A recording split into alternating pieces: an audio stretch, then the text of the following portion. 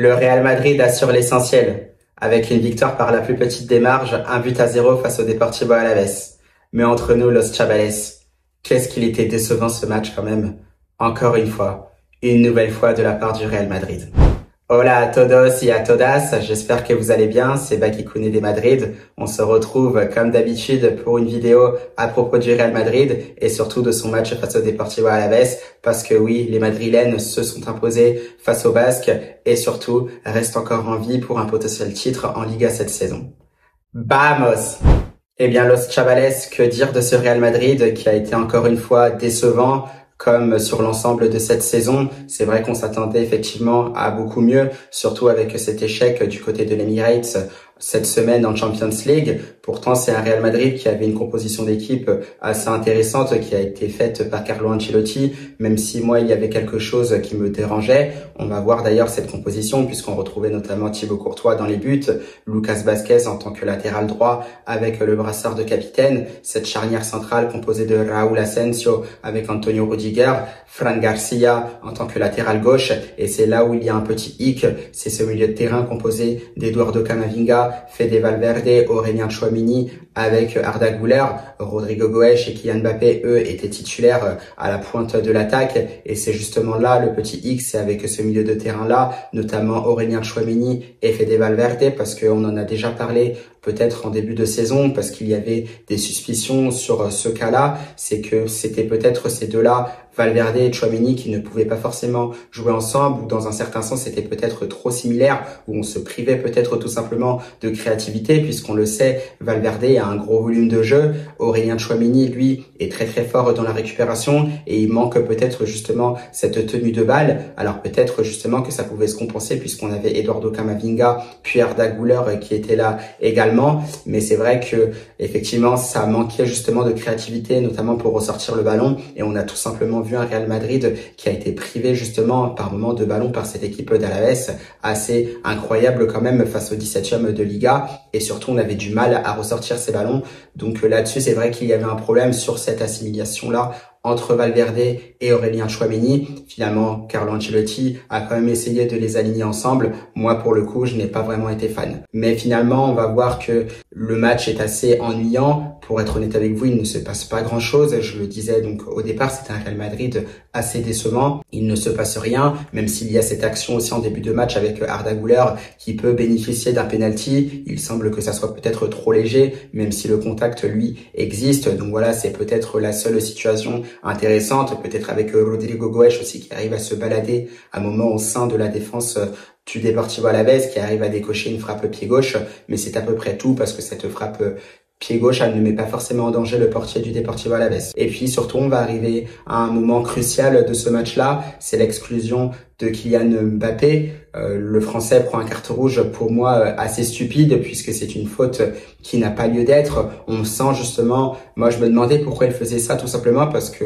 on sentait pas mal de frustration dans ce geste-là, puisque si on remonte quelques minutes plus tôt dans ce match-là, il y a un geste très limite au niveau du défenseur central du Deportivo Alavés, une faute d'ailleurs de Kylian Mbappé, où on voit il y a contact entre les deux joueurs, où je pense qu'il le fait avec un peu de vis, donc il échappe effectivement au carton. Là par contre le deuxième c'est vraiment incontestable, c'est le genre de faute tout simplement qu'on n'aime pas voir dans le football. Là-dessus il y a rien à dire, puisqu'il peut carrément casser la jambe du pauvre Antonio Blanco, donc le carton rouge est complètement mérité. Maintenant on se demande effectivement pourquoi il a fait ça. Ce qui est sûr, c'est que le Français fera certainement parler de lui une nouvelle fois, donc ce sera certainement la une de la presse espagnole, donc dès ce lundi. Donc c'est vrai que c'est une faute voilà, qui n'a pas lieu d'être, qui met bêtement en danger tout le Real Madrid, puisqu'on était bien, je crois qu'on menait déjà 1-0 à ce moment-là, et finalement on se met en danger, puisque c'est un Real Madrid aussi qui va pas mal subir par la suite dans ce match-là. Mais c'est vrai que c'est quand même la deuxième fois que ça arrive, tout ça. On a vu notamment les gestes d'humeur de Camavinga face à Arsenal, où il prend tout simplement un carton rouge stupide, où ça montrait tout simplement la cohérence et surtout l'incertitude qu'il y avait au Real Madrid depuis le début de la saison. Et là, ça va être avec Kylian Mbappé, donc une faute pleine de frustration. On se retrouve à 10 contre 11, mais ça symbolise aussi tout ça, toute cette incohérence pour le Real Madrid dans cette saison-là. On l'a vu aussi avec Jude Bellingham aussi, c'était face à Osasuna il y a quelques semaines, un carton rouge aussi qui n'avait pas lieu d'être pour des insultes. Donc là, il y a vraiment quelque quelque chose à régler quand même au Real Madrid au niveau des comportements des joueurs, parce que déjà, c'est vrai que nous sommes en difficulté. Alors si en plus de ça, on a des joueurs qui prennent des cartons rouges stupides, c'est vrai que ça va pas le faire. Et par contre, je pense qu'on va vraiment se retrouver avec 0 titre à la fin de la saison. Donc pour l'exclusion de Kylian Mbappé, vraiment très déçu. On attend de voir effectivement combien de matchs prendra le joueur français. Je pense que ce sera décidé dans les prochaines heures. Donc je vous en dirai peut-être un peu plus dans une prochaine vidéo. Donc en vue du match face à Arsenal notamment.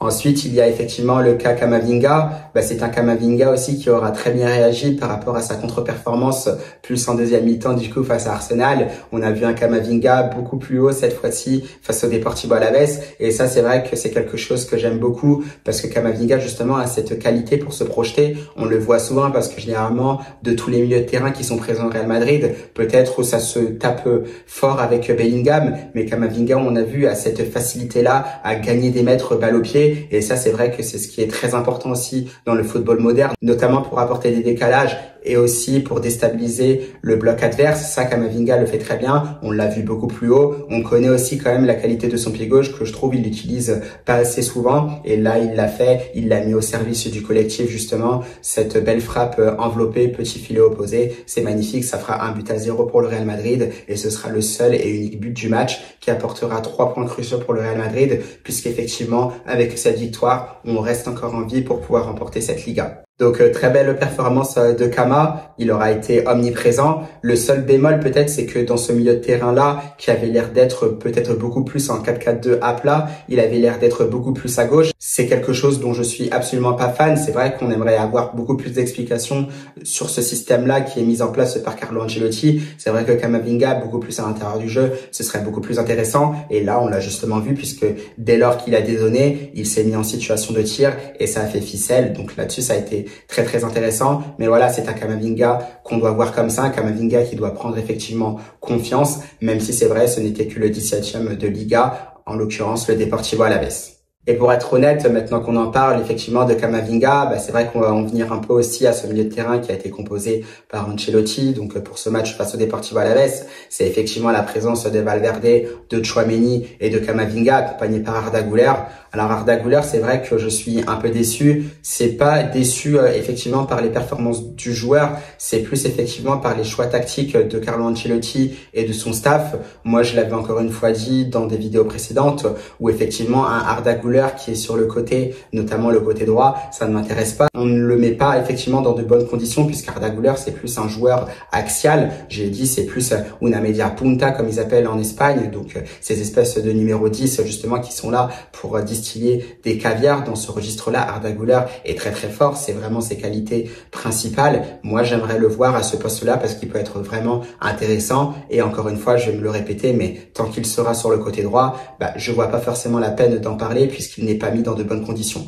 Donc encore une fois, c'est vrai que j'aimerais bien qu'Ancelotti le mette justement à cette place du numéro 10, sachant qu'il y avait forcément la possibilité dans ce match face au Deportivo Alavés, puisque on n'avait pas de Brahim Diaz qui était également sur le banc, on n'avait pas non plus de Jude Bellingham qui était sur le banc, donc il y avait cette place justement pour mettre Arda Güler vraiment en numéro 10, juste derrière Kylian Mbappé et juste derrière Rodrigo Goes.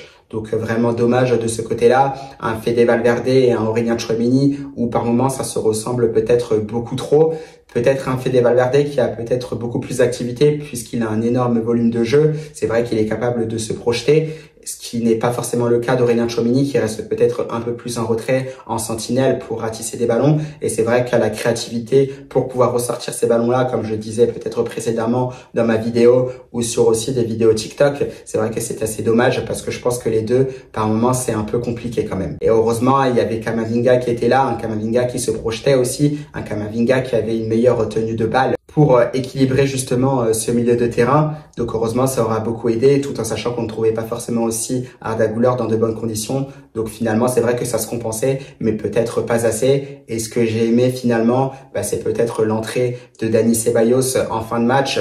Il a montré justement ce que c'était la tenue de balle, organiser le jeu, donc en l'occurrence celui du Real Madrid. Alors même si c'est vrai que je ne suis pas forcément très fan de Dani Ceballos, c'est le joueur qui est le plus à même pour l'instant d'organiser le jeu du Real Madrid avec beaucoup plus de fluidité. Il l'a montré notamment en fin de match et c'est tout simplement merveilleux l'enchaînement qu'il aura réalisé. C'était beaucoup plus peut-être pour conserver le ballon. Ça, c'est génial. C'est un bon signe aussi pour Carlo Ancelotti. Mais comme je l'ai dit, je pense que le Real Madrid doit avoir beaucoup mieux que Dani Ceballos. Il faudra en parler notamment en vue du prochain mercato. À voir, mais c'est un retour quand même qui fait du bien. On l'a vu sur les quelques minutes que le milieu de terrain espagnol a joué face au Deportivo Alavés. Est-ce qu'il sera titulaire face à Arsenal ce mercredi en Champions League? Il y a de fortes chances parce que je pense que l'Espagnol sera très important, notamment dans les premières relances du Real Madrid face à cette équipe des Gunners.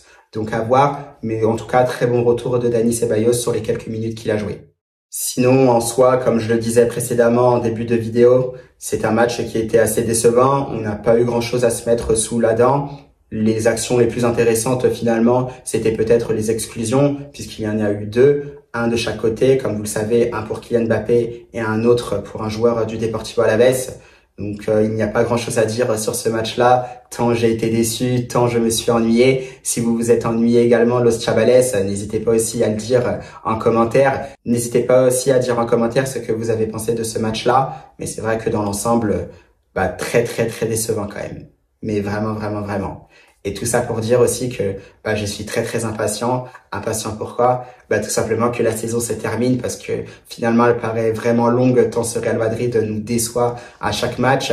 Là encore une fois, c'est pas forcément dans le jeu. Enfin si, finalement c'est même dans le jeu puisque c'est des actions stupides qui font que par moment on est réduit à 10. Nous avons déjà beaucoup de mal à jouer à 11 contre 11. C'est vrai que si par moment on est à 10 contre 11, c'est vrai que ça devient beaucoup plus difficile. Un match forcément qui devient de plus en plus lassant parce que c'est un Real Madrid qui sera moins offensif. On l'a tout de suite vu dans ce match-là face au Deportivo Alavés, puisque c'est un Real Madrid qui aura énormément reculé. Alors c'est vrai que grâce à Vinicius Junior, il y aura eu ce carton rouge pour le Deportivo Alavés, et c'est vrai que ça aura été un tout petit peu mieux quand on était à 10 contre 10, mais sinon c'est vrai que c'était pas foufou ce match-là dans l'ensemble. Donc vraiment très déçu et c'est pour ça que je suis vraiment très impatient que cette saison se termine pour que le Real Madrid puisse passer à autre chose, pour que cette nouvelle saison qui arrivera, donc la 2025-2026, puisse se passer, puisse être surtout organisée dans les meilleures conditions possibles. Donc voilà, Los Chavales, c'est à peu près tout pour ce match entre le Real Madrid et le Deportivo Alavés. Très déçu dans l'ensemble. N'hésitez pas à me dire, comme je disais, ce que vous pensez de ce match-là. Nous, on se retrouvera pour de prochaines vidéos à propos du Real Madrid. Bien sûr, on se projettera sur ce quart de finale retour de la Champions League face à Arsenal. Un Real Madrid qui devra être en mission, un Real Madrid qui devra répondre aux attentes de son public, c'est-à-dire faire une remontada qui serait tout simplement historique. À voir si c'est possible, parce que pour l'instant, de ce qu'ont montré les Madrilènes, notamment dans ce match face au Deportivo Alavés, c'est vrai qu'on est très loin du niveau espéré pour pouvoir faire une remontada face à cette très belle équipe d'Arsenal. Dans tous les cas, on verra bien ce qu'il se passera et on se dit une bonne fin de week-end et surtout à la Madrid.